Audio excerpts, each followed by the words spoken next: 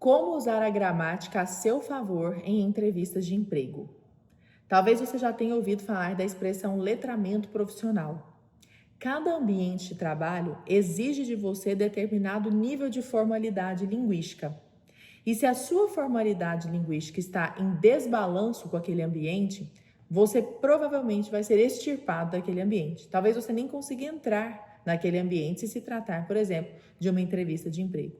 Então, meu grande objetivo aqui é mostrar onde você pode cuidar com mais zelo, com mais esmero, para que você seja bem visto profissionalmente. Eu tenho certeza de que não é novidade nenhuma para você o fato de que a boa comunicação transmite para o interlocutor muito mais segurança, muito mais competência, muito mais profissionalismo. E os recrutadores de profissionais não me deixam mentir.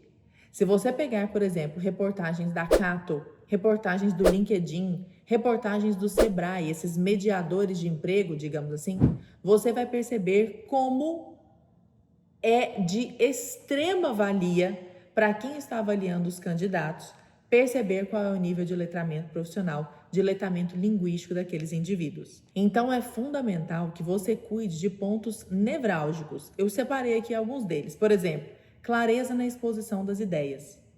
Cuide da exposição objetiva das suas ideias, da exposição linear das suas ideias. Para isso, se você já sabe sobre qual assunto vai falar, você pode criar um roteiro antes de apresentar as suas ideias. E há um vídeo aqui no canal só sobre roteiro. Vou até pedir para o editor colocar o link do vídeo aqui ao final deste nosso vídeo, para que você assista ao conteúdo sobre roteiro. Então, primeiro, apresentar as ideias de maneira clara. Segundo, uso adequado do vocabulário. Onde você está? Você está num ambiente com qual nível de formalidade? Seu vocabulário precisa se adequar àquele ambiente. É um escritório de advocacia? Ou é um gabinete de um juiz, de um promotor? Ou é um lugar mais informal, uma lanchonete, por exemplo? Seu vocabulário, suas construções linguísticas precisam estar aptas àquele lugar. E veja você que se você for excessivamente formal numa lanchonete, por exemplo, talvez você não sirva para aquele trabalho. Então, quando eu digo de adequação, não estou falando necessariamente que você precisa ser formal em todo lugar. Você precisa se adequar àquele lugar, àquele ambiente de trabalho, como em qualquer ambiente ao qual você frequente. Mais pontos aqui. Ausência de gírias. Ausência de gírias, de vícios, de erros gramaticais. Grave-se falando. Observe-se falando. Veja onde você escorrega. Veja que palavra não sai da sua boca como uma forma de muleta linguística. Veja que gírias acabam minando sua credibilidade e fuja disso. E, por fim, capacidade de argumentação e estruturação do discurso. Isto é fundamental. É preciso que aquilo que você diz seja clara e imediatamente compreensível pelo seu recrutador, pela pessoa que está do lado de lá da mesa. Então, cuidado com a construção das suas ideias. Não venha com ideias confusas, ideias emboladas, porque isso acaba minando, como eu já disse aqui, a sua credibilidade. Mas agora eu quero falar de alguns pontos cruciais para que você brilhe aí na sua entrevista, mas pontos relacionados à gramática, que muitas vezes estes pontos são negligenciados por aqueles que se submetem a entrevistas de emprego. Então vamos lá. Primeiro, concordância verbal e nominal. Meu povo, nós já temos vídeo aqui no canal sobre concordância verbal. Eu trago ali as premissas, a premissa principal para que haja a concordância verbal adequada, mas aqui eu quero relembrar a você, cuidado. Então, por exemplo, as pessoas diriam normalmente assim, ó, chegou eu lá na casa de fulano, foi lá que eu conheci Beltrano e ele que me apresentou a esta empresa, por exemplo. Não, chegou eu não. Você não diz eu chegou à casa de fulano, eu cheguei. Então, cheguei eu à casa de fulano e lá ele me apresentou para Beltrano. Por exemplo, eu chegou não, eu cheguei. Segue anexo os relatórios. Pare com isso. Seguem anexos os relatórios. É proibido a entrada de animais. Pare com isso, é proibida a entrada de animais. A entrada é proibida, concordância nominal. Então, eu preciso flexionar o meu adjetivo para que ele concorde com o meu substantivo. São concordâncias muito básicas para que nós passemos aí com desatenção. Segundo tópico, uso correto dos pronomes. Meu povo de Deus, eis uma classe gramatical que quem domina, domina o mundo. É uma coisa impressionante. Eu trago aqui alguns exemplos para você ver onde é que você não pode escorregar nos pronomes, porque faz uma diferença enorme que isso aqui seja bem construído. Por exemplo, a líder pediu para mim ir até o escritório dela. Esta é básica. O pronome mim é um pronome oblíquo. Os pronomes oblíquos são aqueles que sofrem alguma coisa. Então, eles não podem praticar uma ação. Por isso que a gente diz assim, né? Quando você era mais novo, certamente você ouviu alguém falar isso. Mim não vai até o escritório dela. E faz muito sentido. Qual é o pronome que ocupa esta posição de sujeito? É o eu, o pronome pessoal do caso reto. Por isso você deve construir: a líder pediu para eu ir até o escritório dela, não para mim ir até o escritório dela. Percebeu? Mais exemplos de uso de pronomes. E aqui, só mais um ponto. Se você usa o para mim como sinônimo de na minha opinião, aí de fato é para mim. Por exemplo, olha, para mim ela deveria ocupar um cargo diferente. Ou seja, na minha opinião, na minha perspectiva, ela deveria ocupar um cargo diferente. Mas perceba que é uma construção completamente diferente daquela que eu mencionei anteriormente. Notou? Então, no caso de na minha opinião, aí tudo bem. Mais exemplos de pronomes mal aplicados, depois eu venho com a correção. O contrato que a cláusula dele prevê o fim da empresa foi adulterado. Este é clássico. O contrato que a cláusula dele prevê o fim da empresa foi adulterado. Não, pare com isso. Nós temos aqui uma relação de pertencimento. A cláusula pertence ao contrato. Qual é o pronome relativo que traz para nós essa ideia de posse, essa ideia de pertencimento? É o lindo e o insubstituível pronome cujo. Por isso que ficaria assim, olha, o contrato cuja cláusula prevê o fim da empresa foi adulterado. Lara, eu jamais acertaria isso. Então assista ao meu vídeo aqui no canal de mais de 40 minutos. É uma aula que eu retirei lá do meu curso Texto Irresistível só sobre pronomes relativos. Você vai fazer vários exercícios sobre o pronome cujo. Ali é um pronome que eu peguei para Cristo. Bati no pronome cujo até porque eu quero que você aprenda. Este pronome é lindo e ele é insubstituível. Olha como fica boa a frase, né? O contrato cuja cláusula prevê o fim da empresa foi adulterado. Isso é para quem pode. Quem sabe usar o pronome cujo se destaca. É impressionante, porque pouquíssimas pessoas sabem. E aqui mais um erro básico. Vou lhe chamar para uma reunião. Tem gente que enfia esse lhe em tudo quanto é lugar. Mas, pessoal, quem chama alguém. O pronome lhe substitui os objetos que são introduzidos por preposição. Então, se quem chamasse a alguém, por exemplo, caberia o pronome lhe, mas não é. Quem chama não chama a alguém, quem chama não chama de alguém, não chama, quem chama alguém. Então eu diria: vou chamá-lo para uma reunião. Aqui eu preciso simplesmente do pronome lo para funcionar aí como objeto direto. Nem precisa de você decorar essa explicação que eu disse aqui, saber objeto direto, objeto indireto, nem precisa necessariamente saber disso. Você só precisa saber que o pronome lhe não é a casa da mãe Joana. O pronome lhe entra no lugar daqueles complementos que são introduzidos por preposição. Deixe-me dar um exemplo. Se eu digo, por exemplo, vou contar-lhe uma história. Isso significa eu vou contar a você, ou dependendo do contexto, eu vou contar a ele uma história. Mas quer dizer, quem conta a alguém. Este a alguém é que eu estou substituindo por lhe. Então tudo bem.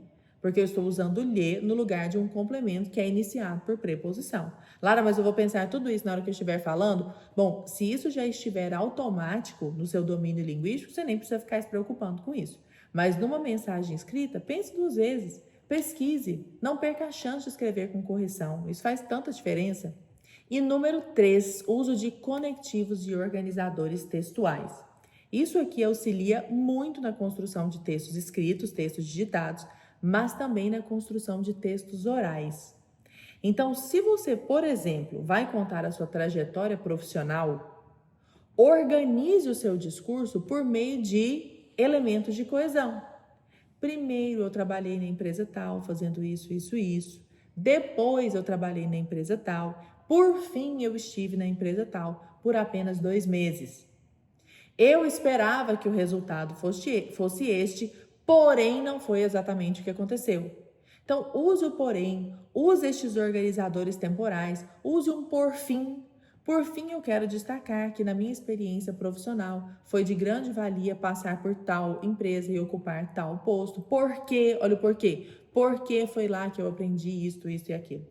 Então, estes articuladores textuais, que é o que nós chamamos de conjunção ou de expressões adverbiais, são várias as possibilidades, mas eles ajudam a construir o seu texto, estabelecendo ali as ligações lógicas, as relações lógicas, relações de causa, relações de consequência. Então, você pode falar, em consequência disso, eu acabei aprendendo muito sobre o assunto tal, por exemplo.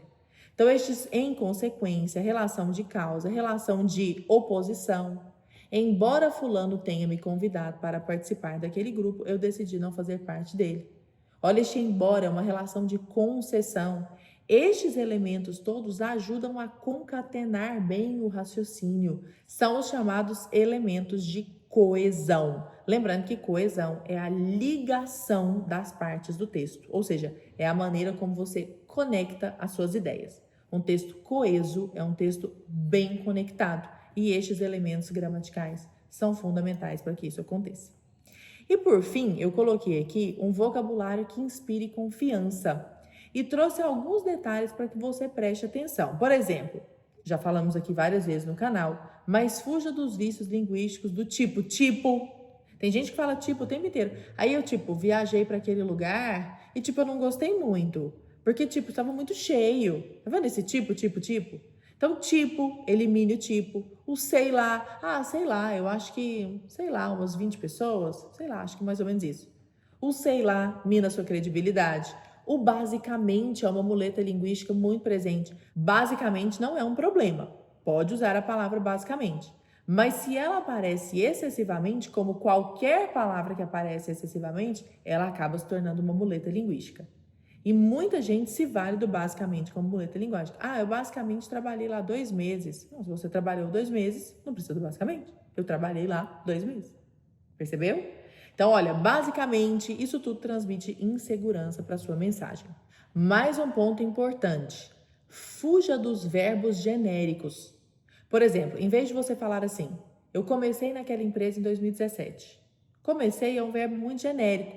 Você pode falar assim, eu conduzi a operação especial dentro daquele batalhão em 2017.